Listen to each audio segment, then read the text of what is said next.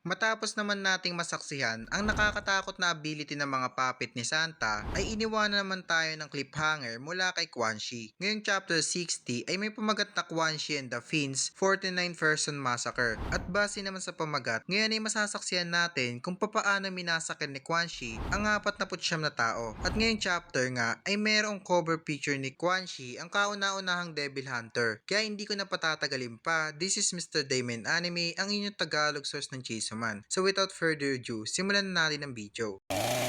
Nagsimula ang chapter na to sa isang eksena kung saan patuloy pa ring dumarami ang mga puppet ni Santa, at ang lahat ng ito ay sumusugod sa grupo nila Hayakawa, at patuloy pa nga rin si Nakamura sa paggamit nito sa kontrata niyang Pax Devil. Pero ngayon ay nagagawa na makailag ng puppet mula sa pag-atake na ikinagulat naman niya, at sinabi naman ni Hayakawa na mabilis nga itong mga puppet na natututo sa sitwasyon na ikinabadtrip naman ni Angel Devil. Kaya pinatras nito ang grupo niya at siya na raw ang bahala sa mga puppet na to. At dito nga ay binanggit niya ang usage 5 years, and out of nothing ay nagkaroon siya ng isang weapon na may kakayang higupin ang lifespan ng matatamaan nito. At bago niya nga atakihin ang mga ito ay humingi muna siya ng patawad mula sa kanila. Pagkatapos ay iniwas-iwas niya na ang kanyang espada, at lahat ng tinamaan ay bigla na lamang bumagsak sa kanilang kinatatayuan. Makikita nga natin ang malungkot na ekspresyon ni Angel dito matapos niyang bawian ito ng mga buhay.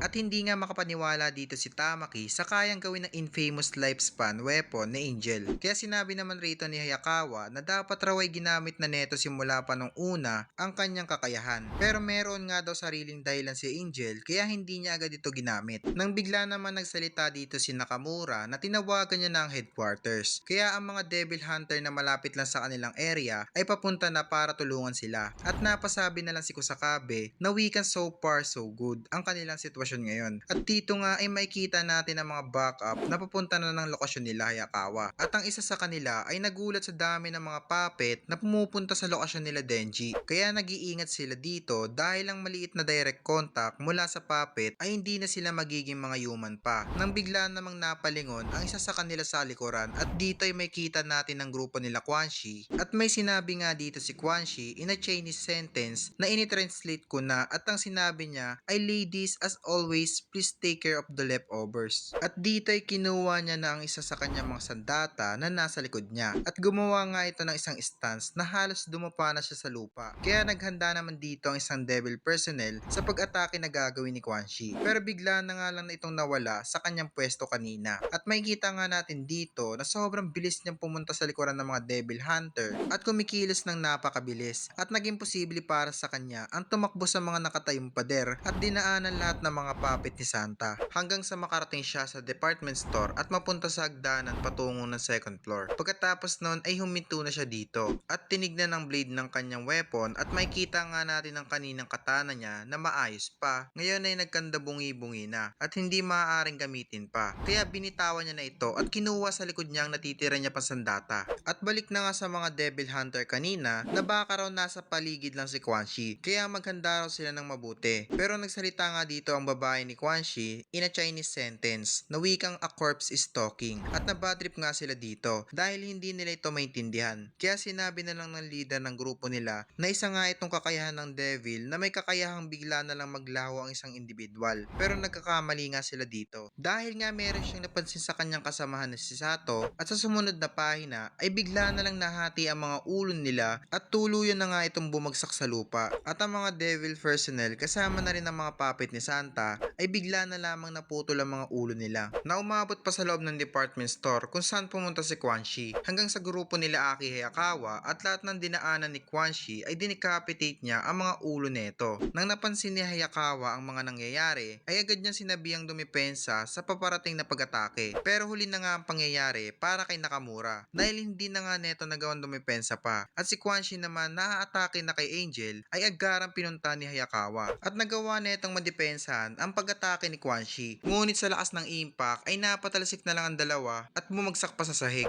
Pagkatapos nun ay makita natin ang resulta ng ginawa ni Quan Chi kay Angel at sa ginawang pagpigil ni Hayakawa. Kinakabahan nga dito si Denji kay Quan Chi at tinitigan na lang siya rito ng hindi maganda. Ngayon nga ay masasabi natin si Quan Chi ay ang pinakadelikado na assassin sa ngayon na tumutarget kay Denji. At dito na nga nagtatapos ang chapter 60.